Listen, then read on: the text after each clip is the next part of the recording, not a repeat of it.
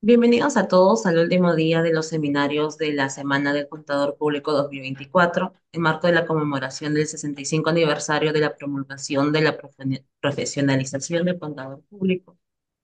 El día de hoy contaremos con las conferencias de los Comités Técnicos Nacional de Laboral de Seguridad y Salud en el Trabajo y de Gestión del Talento Humano y Responsabilidad Social y la invitación del Colegio de Contadores Públicos de San Martín. Asimismo, al finalizar contaremos con la ceremonia de clausura. Iniciaremos con la exposición a cargo del de, mm, con el Comité Laboral de Seguridad y Salud en el Trabajo. La moderación de la primera exposición estará a cargo de la Magíster Contadora Pública Colegiada Yanina Marleni Castillo Castillo. Se encuentra doctorando en Administración, maestría en Administración de la Educación, Tributación, especialista en Tributación, Derecho Laboral, Peritaje Contable, Auditoría e Investigación Científica. Actualmente es miembro de la Comisión Técnica de Investigación Contable de la Asociación Interamericana de Contabilidad, AIC, y es vicepresidenta del Comité Laboral de Seguridad y Salud en el Trabajo, docente y asesora, docente, asesora y jurado de tesis en la Universidad Privada del Norte y otras instituciones educativas. Bienvenida, magistra. Muchísimas gracias, señorita, por la presentación. Bueno, en primer lugar, quiero agradecer a la Junta de Decanos por la organización y realización de los presentes seminarios que se vienen realizando desde el día lunes hasta la fecha. Asimismo, también en representación del Comité Técnico Nacional Laboral de Seguridad y Salud en el Trabajo y Gestión del Talento Humano, brindar un cordial y afectuoso saludo a todos nuestros colegas, contadores públicos, por la conmemoración del 65 aniversario de la promulgación de la Ley 13.253 de profesionalización del contador público. Muy bien, a continuación voy a presentar a nuestro ponente, el doctor César Puntriano Rosas, quien es abogado y magíster en Derecho del Trabajo por la Pontificia Universidad Católica del Perú. Es docente en ESAN, en la Universidad de Lima y en la Universidad de San Martín de Porres.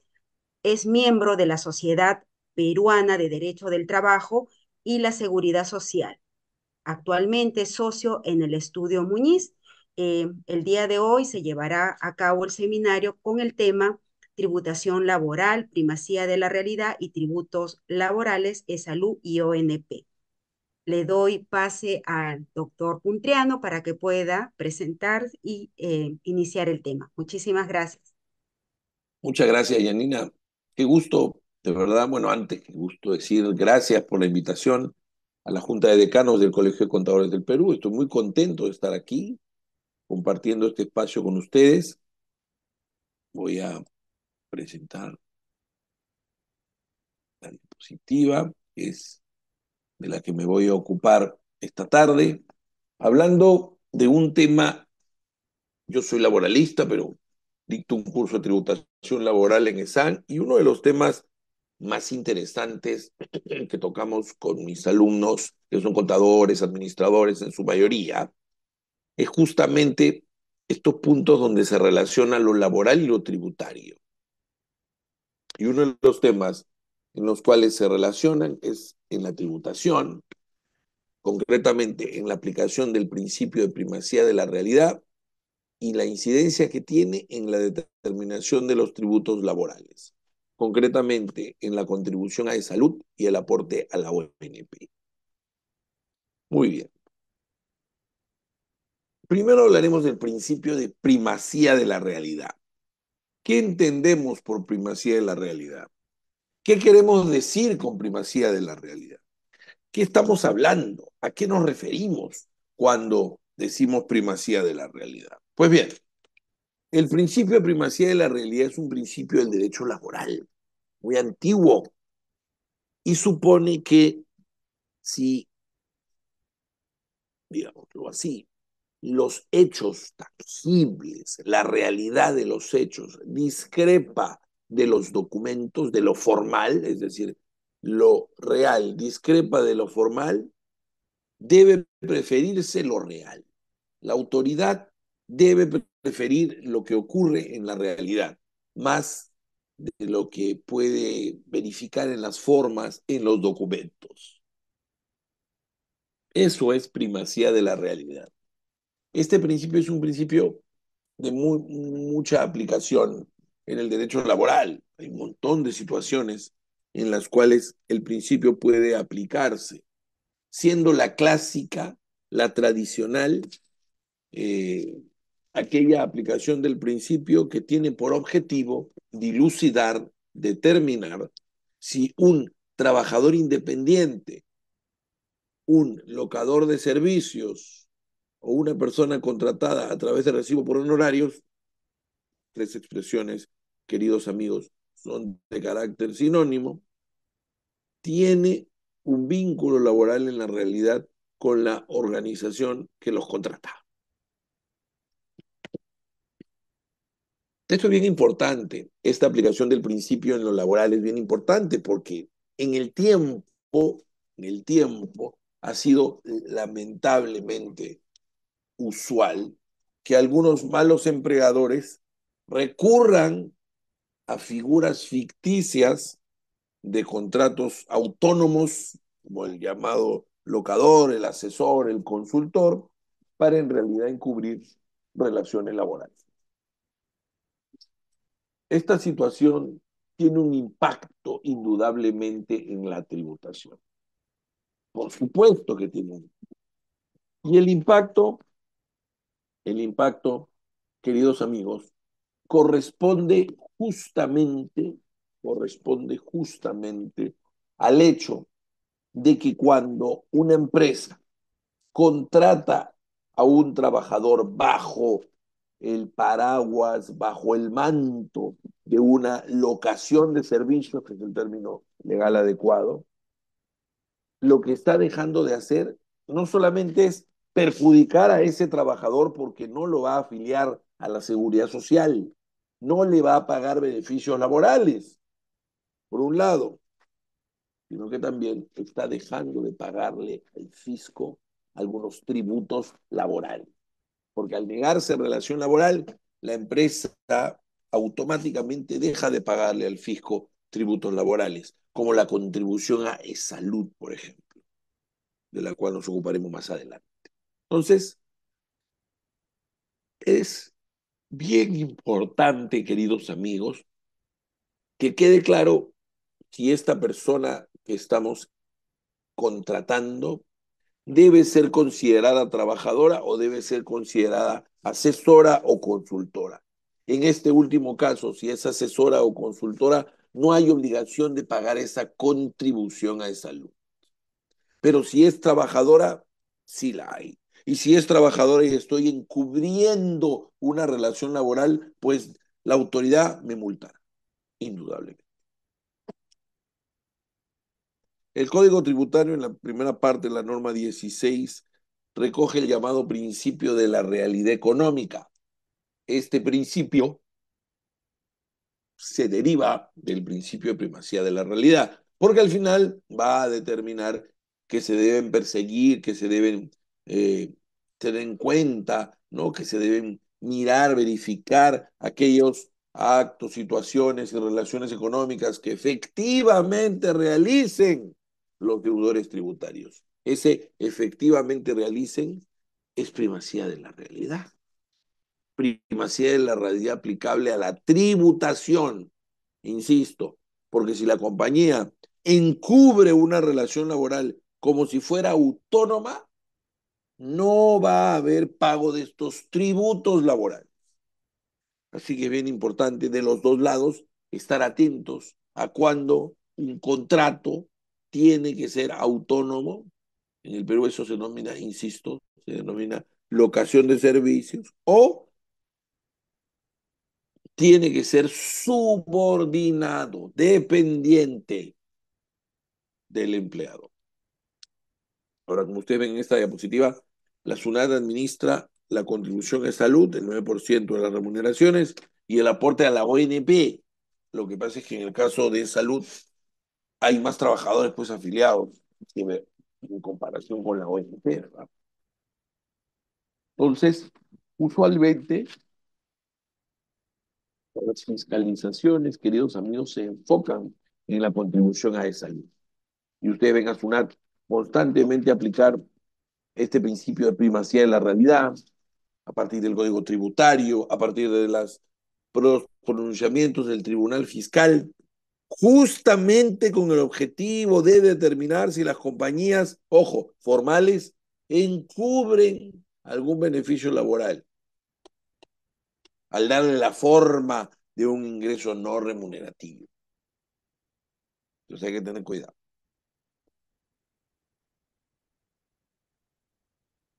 Lo que pareciera que nos puede ahorrar dinero, los no remunerativos, si no se utilizan bien, pueden suponer un costo laboral no salarial en el que no ha querido incurrir la empresa. Hay algunas resoluciones, algunas RTFs del Tribunal Fiscal que nos pueden ayudar un poquito a clarificar este panorama. Miren ustedes una del año 1998. La subordinación, dice, es el elemento determinante de la relación laboral. Una del año 97. La reiterancia de lo abonado no desvirtúa la relación independiente. Luego varias de los 90, perdón, varias de los 90 que dice que se debe acreditar de manera fehaciente en cada caso la existencia de una relación laboral. Sin duda alguna.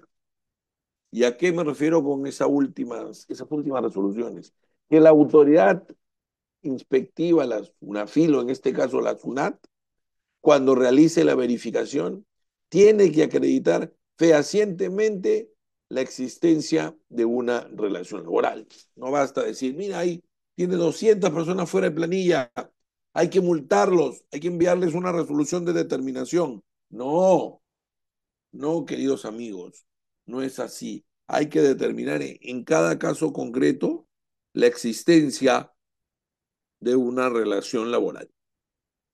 En cada caso concreto, el auditor dirá por qué considera que corresponde, eh, digamos, que en este caso concreto decir o entender que la relación es laboral y no es una relación autónoma. Y esto es bien importante, eso es muy importante porque no se aceptan las presunciones, ¿ah? No se acepta que el auditor presuma al momento que está fiscalizando. Tiene que detallar cuáles son las razones que lo han motivado a considerar que una relación aparentemente independiente es laboral. ¿Cuál es ese elemento? ¿Dónde está la subordinación? Todo eso, queridos amigos, tienen que aclarar los auditores cuando realizan pues su fiscalización.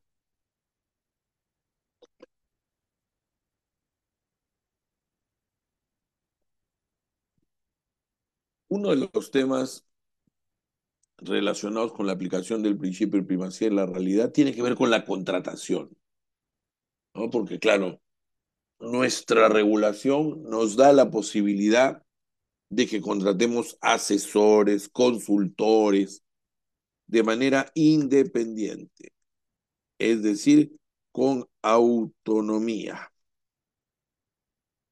Perfecto, hasta ahí está perfecto. Pero si en la inspección se denota más bien que estos consultores tienen un jefe, imagínense ustedes que justo estaban en la oficina y se concluye que tienen un jefe que les da órdenes, oye, llega temprano, no te estaciones en esta cochera, estacionate en la otra, ¿dónde está tu computadora? Está en desorden, etcétera. ¿No? Imagínense que el jefe sea un jefe muy intenso, entonces lo que hace es pedirle al trabajador que cumpla con varias tareas, ¿no? Varias tareas a la vez. Y resulta que, eh, imagínense ustedes que alguna de esas tareas le va a suponer más horas en el día, ¿no? Al trabajador, ¿no? Entonces, él podría, y estas tareas adicionales, digamos, que tuviera esta persona, fueran, imagínense ustedes, ya sujetas a un horario, con un jefe. Entonces, es posible que reclame por ello, ¿no? Y diga, oiga, señor empleador, yo en el día soy trabajador, y soy consultor, y en la tarde soy trabajador. Eso no puede operar así. La SUNAT, cuando realiza sus fiscalizaciones, debe levantar esta situación, ¿verdad? Ponerlos al tanto de lo que viene ocurriendo en esta empresa. Miren lo que dice el informe 222-2003 SUNAT. La SUNAT está facultada para determinar la existencia o no de la relación laboral, incluso para efectos, a ver, incluso para efectos de las aportaciones a la salud. Interesante, ¿no? Interesante.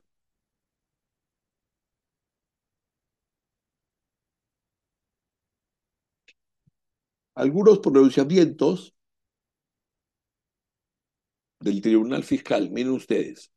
La carga de la prueba para acreditar la existencia de una relación laboral corresponde a la administración. Es decir, si, por ejemplo, ¿no?, hay una fiscalización a una compañía y se detecta pues que uno de los trabajadores que en realidad se presenta como asesor se queda hasta muy tarde en la empresa, atendiendo todos los puntos que le ordenan sus jefes.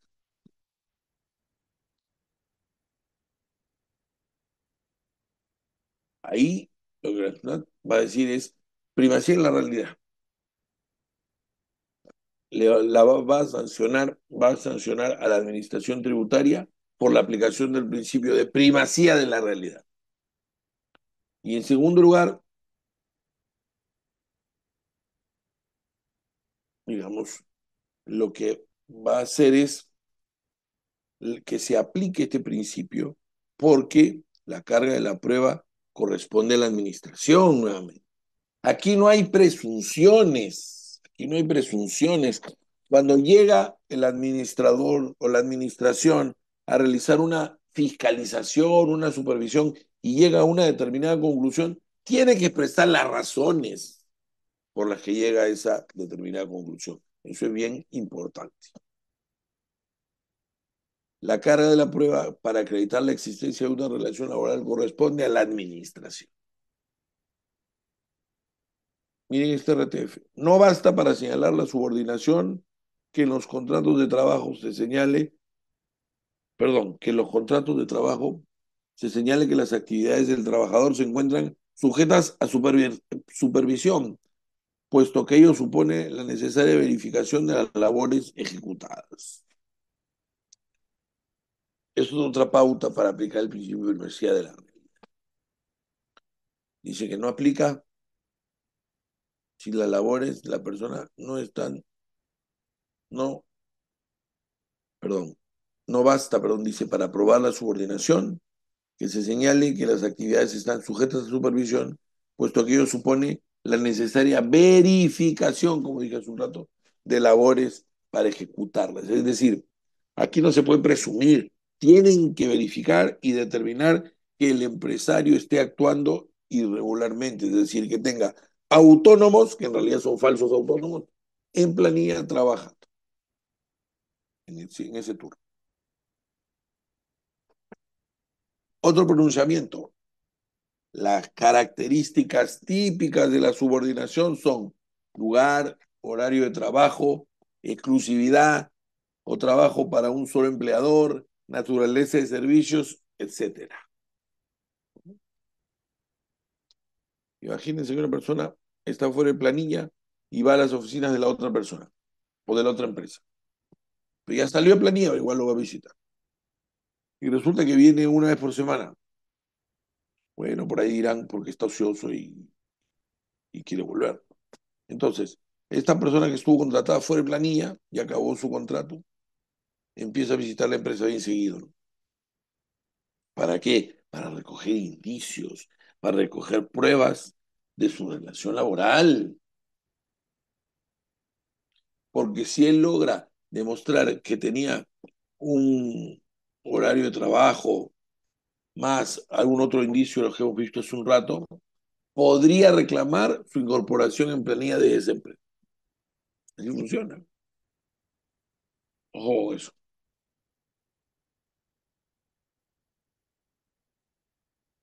Muy bien. Siguiente punto. Y todavía hablamos de las características de la relación laboral, ¿no? ¿Se acuerdan ustedes que para que haya una relación laboral tienen que presentarse tres características esenciales o tres elementos, como lo llama la legislación y la doctrina, ¿no? Primero, una prestación personal de servicios. Es más, yo diría personalísima de servicios, que tiene que ser subordinada al que lo recibe, al que recibe los servicios, y remunerada. Si se dan esas tres características, vamos fritos, estamos en una relación laboral.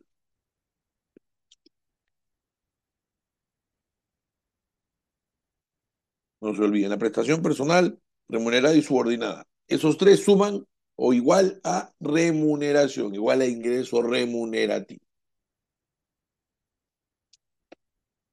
Lo que le interesa a la SUNAT es que la tesorería, mejor dicho, lo que le interesa a la SUNAT en general, ¿no? La tesorería, el área de administración, por ejemplo, no podría ser llevada por locadores, por independientes. Tiene que ser un trabajador, de todas maneras. Real naturaleza de servicio, ya lo vimos, es esto, ¿no? Donde habla de la subordinación como la estrella, digamos, de esta relación de servicios.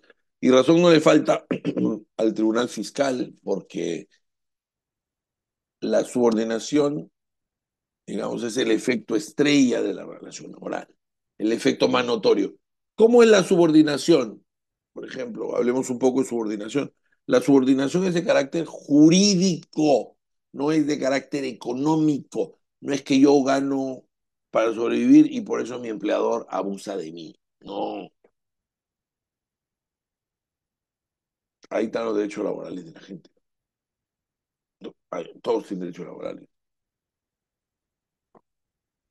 Miren este, Tribunal Fiscal en las resoluciones 542, 11452, 1/2009, que este tribunal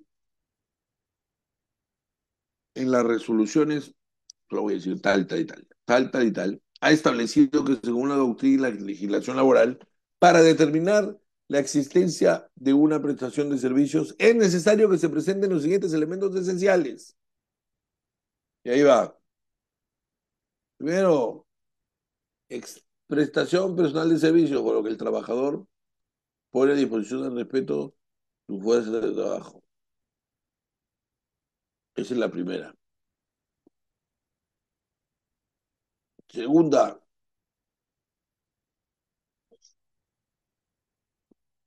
remuneración.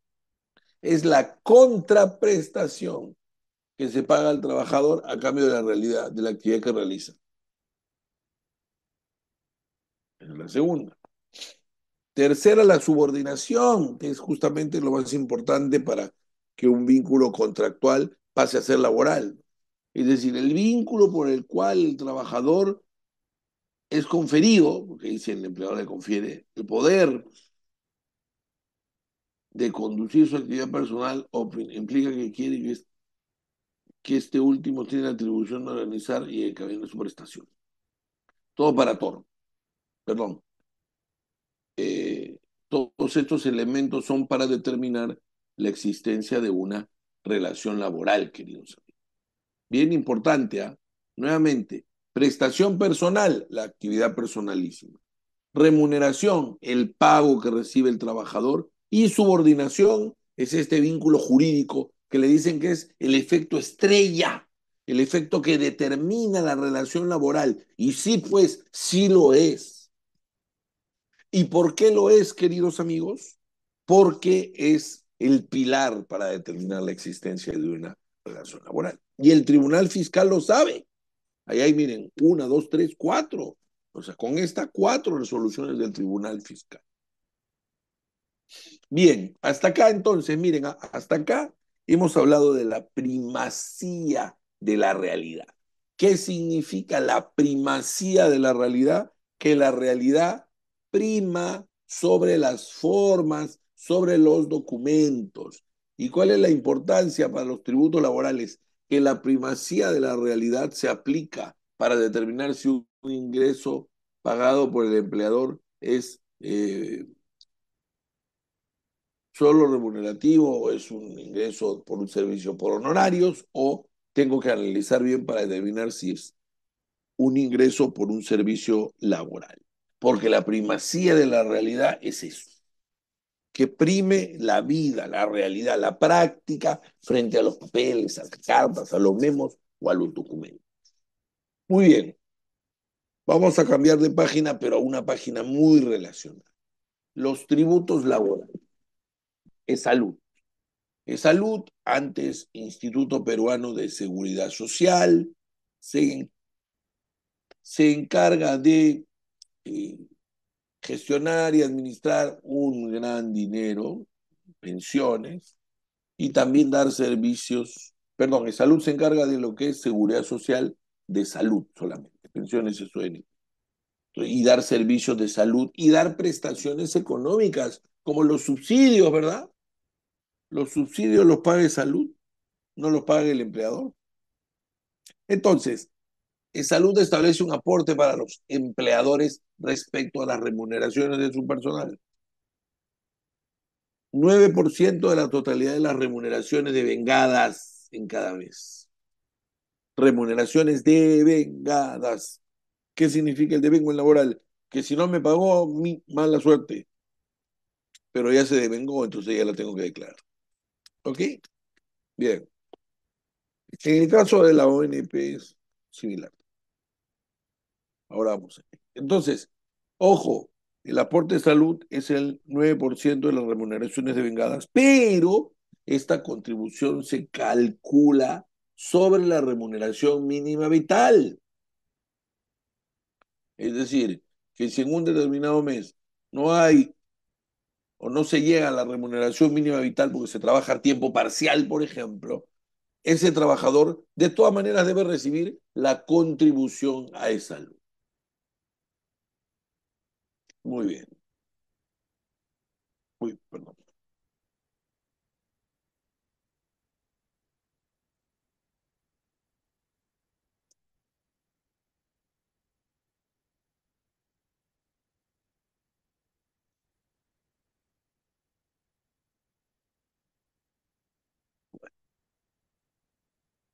Entonces, ese es el seguro de salud. Perdónenme que lo quiero poner en modo presentación.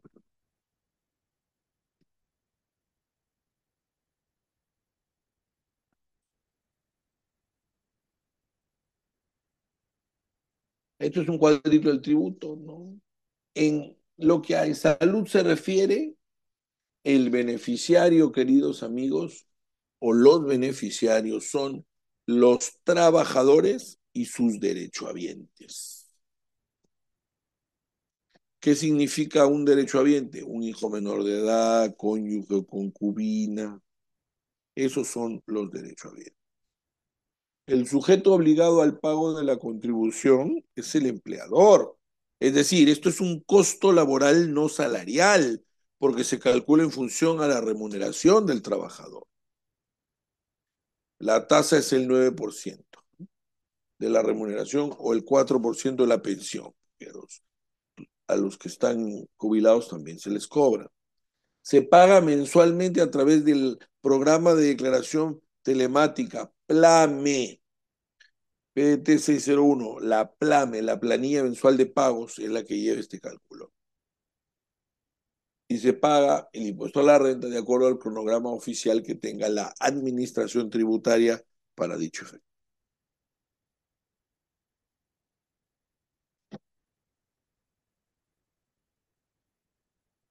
La ONP. La ONP fue creada hace muchos años.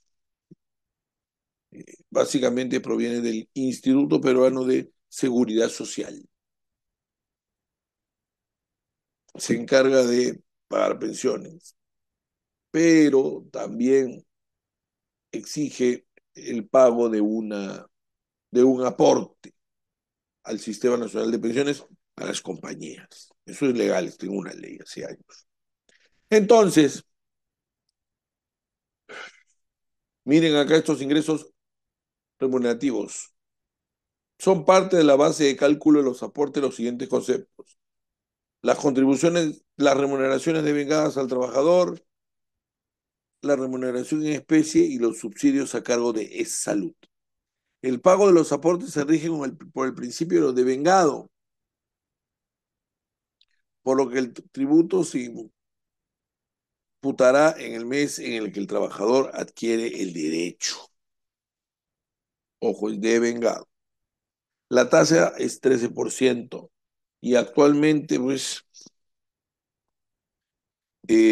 siempre, o actualmente, hace mucho, han vuelto a salir al mercado las viejas críticas a este sistema, ¿no? A este sistema en los 90, en los mediados de los 90, como la consigna era afiliar a las AFP, se empezó a decir que este mercado privado iba a quebrar. Perdón, este mercado público, este sistema público iba a quebrar, porque en honor a la verdad, la pensión, digamos, o el aporte para que sea financiado por el gobierno, como es lo que se quiere, el aporte debería estar en más de 30%. Porque recuerden que el aporte de la ONP parte de la lógica de la solidaridad, a diferencia del aporte de la AFP, que es un aporte más egoísta, porque el dinero que está en el fondo es tuyo, no del de tu vecino al costado. En cambio, en la ONP, que es un sistema de reparto, se puede de alguna manera asignar los montos de manera más equitativa, de forma más equitativa. Pero bueno, eso es lo que, eso es lo que tenemos y es lo que toca.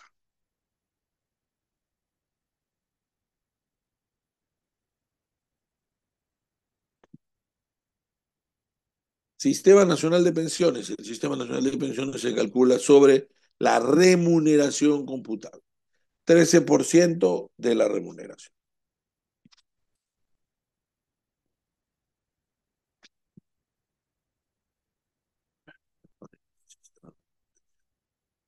Ok. 13% de remuneración es el Sistema Nacional de Pensiones.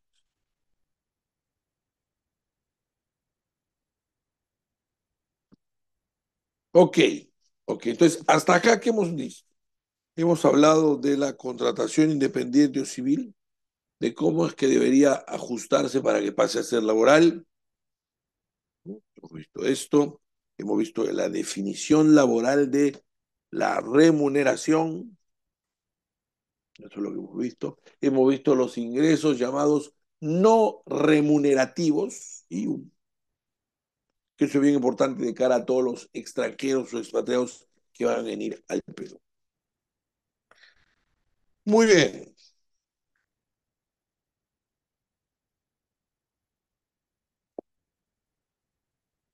aquí hay un artículo que es el artículo 6 de la Ley de Productividad y Competitividad Laboral, ¿no? Que nos define a la relación de trabajo. Dice, y a la remuneración. Remuneración, el íntegro de lo que el trabajador recibe por sus servicios, en dinero en especie, cualquiera sea la forma o denominación que se le dé, siempre que sea de su libre disposición. Es decir, todo ingreso, todo beneficio económico que el empleador reciba de sus empleadores, de su empleador, lo tiene que guardar,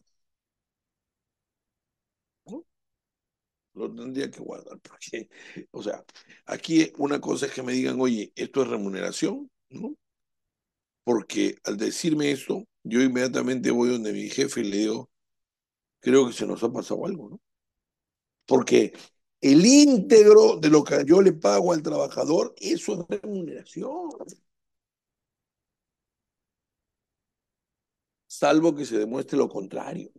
¿Quién tendría que demostrar lo contrario, queridos amigos? La empresa, ¿no? Por ejemplo, evidenciando autonomía, ¿no? Es decir, que hay una relación autónoma entre las partes, ¿no?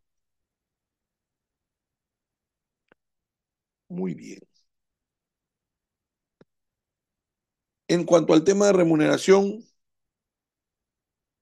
tenemos, tenemos el tema de los costos laborales no salariales, que es un tema bien importante, queridos amigos. Y ustedes me dirán, oiga, César, usted me ha hablado de la primacía de la realidad, ya le entendí, el rol de la SUNAT, los locadores, ¿no? Estos señores que están fuera de planilla, pero ¿por qué ahora me habla usted de remuneración si estamos hablando de tributos? Porque yo les he dicho, la contribución de salud es el 9% de la remuneración y de los ingresos remunerativos. El aporte a la ONP es el 13% de la remuneración y de los ingresos remunerativos. Pero no les he dicho qué es remuneración. Se los acabo de decir. Eso es remuneración. Por eso está concatenado el tema laboral con el tributario. Porque para determinar el monto del tributo necesito considerar qué califica como remuneración, porque la norma que regula la contribución a salud o el aporte a la ONP me dice que estos se calculan sobre la remuneración que reciben los trabajadores.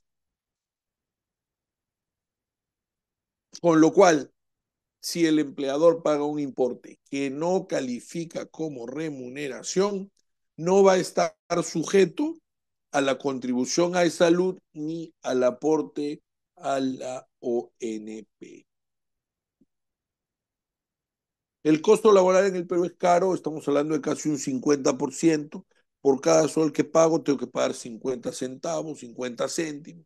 Es caro. Pero si las compañías deciden emplear alguno de estos ingresos no remunerativos, la cosa va mejor, porque estos ingresos no remunerativos no están sujetos a la contribución de salud, es decir, no tengo que pagar 9% más por ellos. Tampoco se les dé cuenta pensiones, los trabajadores felices. A lo único que están grabados casi en tu totalidad de esta lista es al impuesto a la renta de quinta categoría, porque ese impuesto no ve la realidad, digamos, que está detrás, sino que ve el locador, que debe ser trabajador. Págame, por ejemplo, el tributo sobre este locador. Entonces hay que tener mucho cuidado al momento de generar los pagos a los trabajadores, cómo los vamos a hacer, si lo vamos a hacer a uno solo, a dos, a tres, cuánto tiempo va a durar, etcétera. Porque si no nos podemos meter en un problemón por esto de los ingresos no remunerativos. Ahora, ¿cuáles son los principales en el Perú? Ahí está. Gratificaciones extraordinarias, utilidades, canasta de Navidad, valor de transporte, asignación por educación, condiciones de trabajo, bienes de la empresa, bienes de propia producción del empleador entregado a su personal y las prestaciones alimentarias de suministro indirecto. Ninguna de estas, queridos amigos, ninguna de estas está sujeto a la contribución a salud. Ninguna, ninguna. Y ello yo creo que es importante tenerlo en cuenta. Por eso muchas compañías, cuando ustedes vean sus planeamientos o su planificación salarial, van a ver que prefieren escudarse en estos ingresos no remunerativos, pero hay que tener mucho cuidado, ¿eh? Mucho cuidado porque pueden haber situaciones fraudulentas que encubran un ingreso no remunerativo, porque si es así, si es una situación fraudulenta donde se está encubriendo el ingreso no remunerativo, pues lo que se hará es más bien denunciar esa situación y decir, oiga juez, por ejemplo, por primacía de la realidad, tal ingreso debe estar sujeto a la contribución de salud, al aporte a al aporte a la AFP, por ejemplo, si el trabajador está afiliado a la AFP. Entonces, ahora lo que vamos a hacer brevemente es comentar los ingresos. Miren ustedes. Gratificación extraordinaria. Pago por única vez, no se condiciona al trabajo, al cumplimiento de objetivos, no deben ser otorgados dos veces en forma consecutiva, porque si no se vuelven obligatoria la gratificación extraordinaria. ¿Ok? Punto uno. Punto dos, participación en las utilidades. Se incluyen tanto las utilidades legales como las voluntarias. ¿Esto qué significa?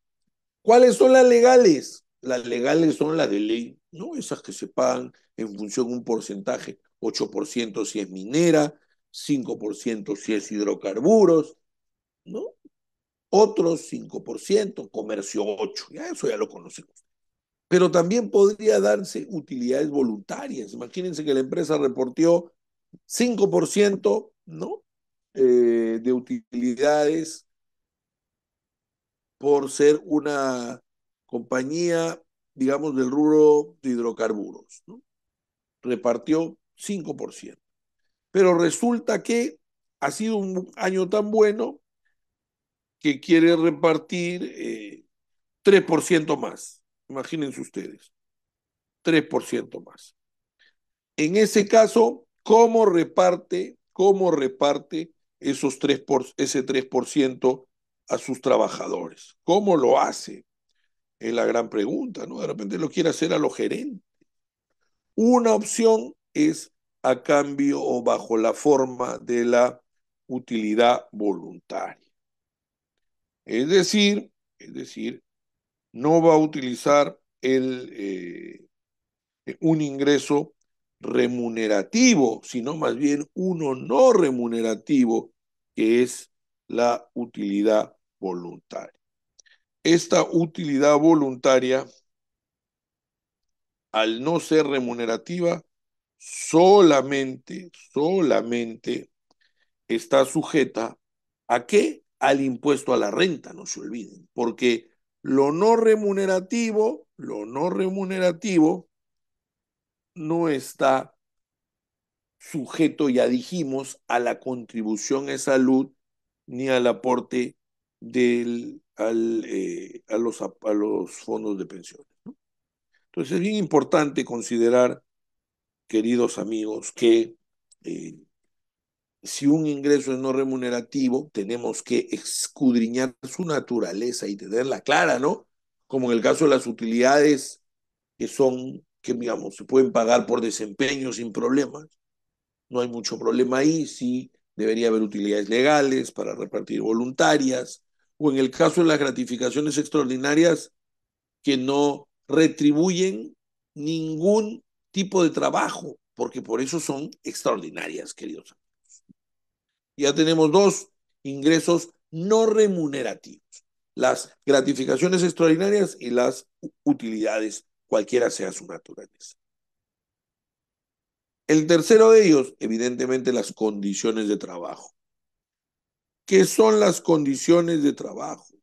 Las condiciones de trabajo, queridos amigos, son aquellas facilidades que le da el empleador a al trabajador para que pueda realizar sus labores con normalidad. Estas condiciones de trabajo pueden ser la movilidad, pueden ser pasajes, ¿verdad? Pueden ser equipos de protección personal, etcétera. Estas condiciones de trabajo, al no tener la condición de remuneración, no están sujetas a la contribución de salud ni a los aportes a los fondos de pensiones, menos al impuesto a la renta de quinta categoría que paga el trabajador sobre sus ingresos, porque esto no es un ingreso propiamente.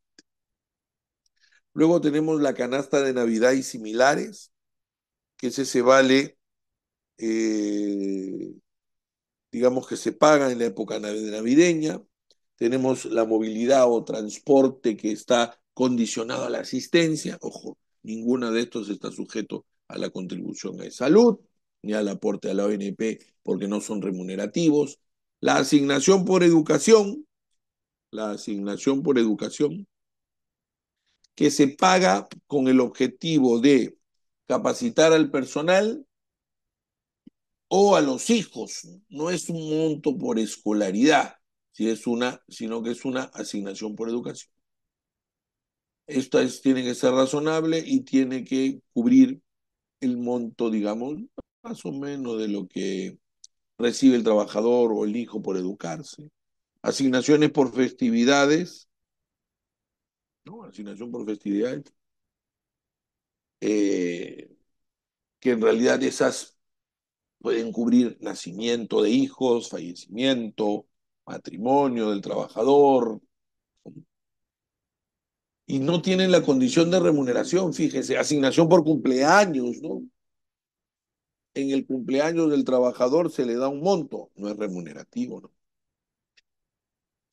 Después tenemos los bienes de propia producción del empleador que les otorga al trabajador, empresas agrarias, empresas azucareras, les dan bienes de propia producción a sus empleados. Las prestaciones alimentarias de suministro indirecto, las PASI, esas también son no remunerativas. Antes se llamaba vales de alimentos. Aquí se requiere un convenio con la empresa administradora de vales eh, y con el trabajador también, ¿no? También el trabajador, monto tope 20%. Interesante, porque no es remunerativo. Luego tenemos, a ver, hasta acá, para ir cerrando temas. Esta lista que se encuentra, ¿saben dónde? Les voy a enseñar. Está en el artículo 19 de la Ley de Compensación por Tiempo de Servicios. Tenemos esta lista de ingresos no remunerativos, cero costo, impuesto a la renta de quinta, salvo las condiciones de trabajo. Y como hemos visto, cada concepto tiene un requisito de validez, que se pague de acuerdo a lo que dice la norma. Luego tenemos aquí unos cuadritos ya para ir cerrando. Miren ustedes, para analizar juntos, para que ustedes me sigan. El bono por objetivos. ¿Qué es? Es una suma de dinero que la empresa otorga a los ejecutivos, a los gerentes, con la finalidad de que vamos a decirlo así, lleguen a sus metas. ¿Sí? Eso es el bono por objetivo, que lleguen a sus metas. Si llegan a sus metas, perfecto, te ganas tu bono. ¿Es un ingreso remunerativo? Sí. ¿Por qué? Porque es una remuneración complementaria. Ah, grabado con esa salud y ONP. Si lo pago como gratificación extraordinaria, estaría mejor probablemente el primer año, pero después ya no, porque la gratificación extraordinaria no cubre el trabajo y el bono por objetivo sí. Se podría pagar a través de una participación voluntaria en las utilidades. Indemnización especial, Golden Parachute. ¿De qué estoy hablando acá? Con el ejecutivo, un ejecutivo firmé un contrato por el cual si él es despedido sin causa, tendrá derecho a las 12 remuneraciones como si tuviera 8 años trabajando para la empresa, además de su indemnización legal. Con lo cual, esto es un pago especial que lo estamos acordando. ¿Tiene carácter de remuneración? No. ¿Por qué? Porque no se paga por el trabajo, no se paga por los servicios. Acá se está pagando por o para reparar el daño generado por el despido. No es remunerativo. Y al no ser remunerativo, no está sujeto a la contribución en salud ni al aporte a la ONP. Siguiente, el Stock Options Plan. ¿En qué consiste el Stock Options Plan? En la oportunidad que tiene el personal de adquirir acciones. La empresa genera un programa, le da la oportunidad al trabajador de adquirir acciones a un precio menor o a un precio predeterminado, que obviamente si es menor al del mercado lo va a tomar de todas maneras. Hay un diferencial que percibe el trabajador por el hecho de, digamos, y un diferencial que el trabajador percibe por el hecho de ser trabajador, ¿verdad? A él le dan la acción a $1 y en el mercado cuesta $5 cuando él ejecuta su opción. Eso quiere decir que va a ganar $4 por acción, querido. Esos $4 tienen carácter remunerativo, sujeto a la contribución de salud y al aporte a la OE. Asignación de casa. En el derecho inglés se llama housing allowance. Es una asignación que le doy al trabajador para cubrir el valor de una vivienda que él va a alquilar o la diferencia entre el alquiler que pagaba en su país de origen y el que va a pagar aquí, por ejemplo. ¿Esa asignación es remuneración? Sí. Aquí hay una discusión, ¿ya? Igual se las comento. Algunos consideran que para el caso de los trabajadores extranjeros no es un ingreso remunerativo, sino es una condición de trabajo, porque necesita un techo para el vivir acá y con ello trabajar.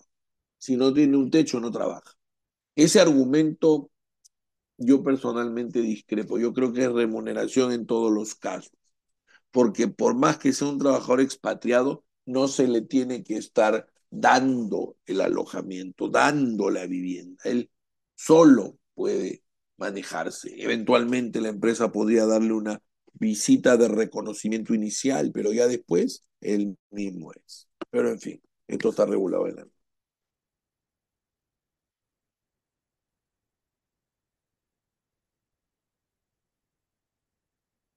Conclusiones. Primero, al contratar a un trabajador independiente hay que analizar si en la realidad lo es y si no está encubriendo una relación laboral, si no se está encubriendo una relación laboral. La primacía de la realidad se aplica con algunos indicios. No hay prueba plena, si no, no necesitaríamos al principio, ¿verdad? Y la primacía de la realidad, por ejemplo, se aplica cuando se detecta que el trabajador está su puesto de trabajo está incorporado en el organigrama de la empresa, cuando tiene fotocheck de la empresa, correo electrónico de la empresa, realiza actividad principal de la empresa, etcétera, ¿no? Esos son indicios de la existencia de subordinación que permiten aplicar el principio de primacía de la realidad. Y por otro lado, también la primacía de la realidad nos ayuda para encontrar aquellos ingresos que fraudulentamente han sido camuflados como no remunerativos, esa lista que vimos, como no remunerativos. ¿Para qué? Para dejar de pagar la contribución de salud o el aporte a la ONP. Entonces, eso también puede detectarse en una fiscalización. Por supuesto, las conclusiones y correcciones las hace la propia compañía antes de tener un problema con la autoridad, sea tributaria o laboral. Muy bien, eso era lo que quería reflexionar con ustedes, la importancia del principio de primacía de la realidad, su aplicación en la materia tributaria laboral y bueno, ¿qué es lo más importante? La contribución de salud, el aporte de la ONP. Yo creo que la base sobre la cual se aplican, que vendrían a ser las remuneraciones según las normas que regulan esos tributos. Muy bien, tenemos todavía unos minutos, estimada Yanina, no sé si quieres agregar algo o hay alguna preguntita. Sí, doctor, hemos estado muy atentos, de verdad, es un tema muy interesante, el cual usted ha enlazado lo que es la parte laboral y la parte tributaria, que nos compete mucho también a los contadores. Y teniendo en cuenta ello, tengo una primera pregunta, luego paso a leer las consultas del chat. En las redes preguntaron, ¿no? Teniendo en cuenta y que hemos estado muy atentos a su primera parte de la ponencia que nos habla respecto al principio de la primacía de la realidad, considerando que en derecho laboral, como usted mismo lo ha manifestado, y de las relaciones de trabajo, busca que en caso de que exista una discordancia entre lo que ocurre en la práctica y lo que surja de documentos o acuerdos, debe darse preferencia a lo primero, es decir, a lo que sucede en el terreno de los hechos. Entonces, nos consulta un colega en las redes respecto al principio de la primacía de la realidad ¿cómo se da respecto a los contratos fijos, ¿no? ¿Cómo se da esta primacía de la realidad en los contratos fijos? Si por favor nos puede absolver esa consulta, por favor.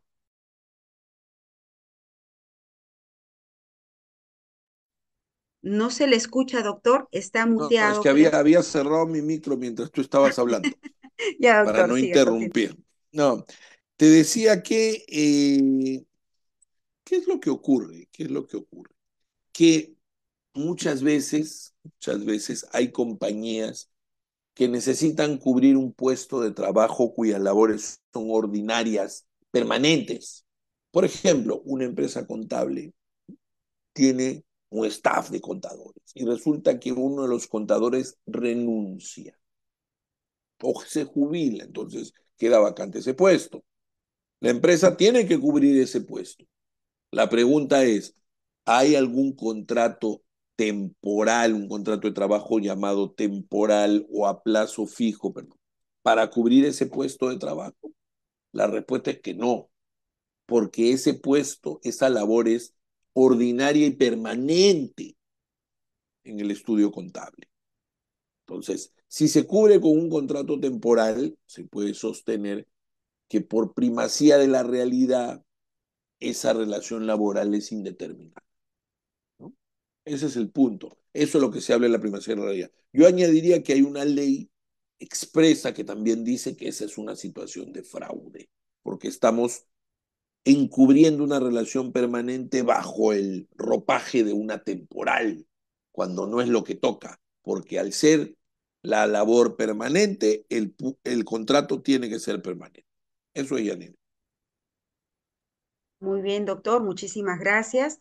Tenemos otra consulta en el chat de nuestro colega Alejandro Parinagua. Le consulta a usted si en el caso de trabajadores la aportación del 9% está a cargo de quien paga la remuneración. Entonces, en el caso de los pensionistas, la aportación del 4% debería estar a cargo de quien paga la pensión. Fíjate Eso que es en lo el que... caso, gracias por la pregunta, la entiendo perfectamente. En el caso de los pensionistas, según lo señala la norma respectiva, el, el aporte de salud que pasa a ser 4% de la remuneración, ya no 9%, está a cargo del pensionista. Ahí sí retiene. Ahí no lo paga, por ejemplo, la AFP, porque tendría que ser de la cuenta del pensionista, sería tu enredo, ni la ONP. Retienen al pensionista, así está regulado. Ok, doctor, muchísimas gracias. Y bueno, y deviene otra pregunta también de lo que usted mencionó respecto a la ONP, ¿no? Menciona el mismo colega, si el aporte de 13% es sobre la remuneración que percibe el trabajador, que miles de trabajadores supera 4.000 soles, por lo que la pensión debe ser sobre el 80% de la remuneración de referencia y no con tope máxima de 895 soles, lo cual se puede considerar como un acto injusto, doctor. ¿Qué opina usted al respecto? Mira, en realidad, la fijación de la pensión ya es una decisión del Estado, ¿no? En base a distintos factores. Y hay que considerar también que si bien dice, ¿no?, nuestro amigo que el aporte es el 13% sobre la remuneración que percibe el trabajador, que miles de trabajadores son 40.000, 4.000 soles, ¿sí? Pero los estudios que ha realizado el gobierno o los gobiernos en su momento dicen que los aportes o el aporte que realiza el trabajador activo no es suficiente para cubrir las pensiones de todos los jubilados en el régimen del decreto ley 19.990 que tenemos hoy día. ¿Eso qué significa? Que una parte de la pensión que se le paga a esas personas se financia con los impuestos de todos, con el tesoro público.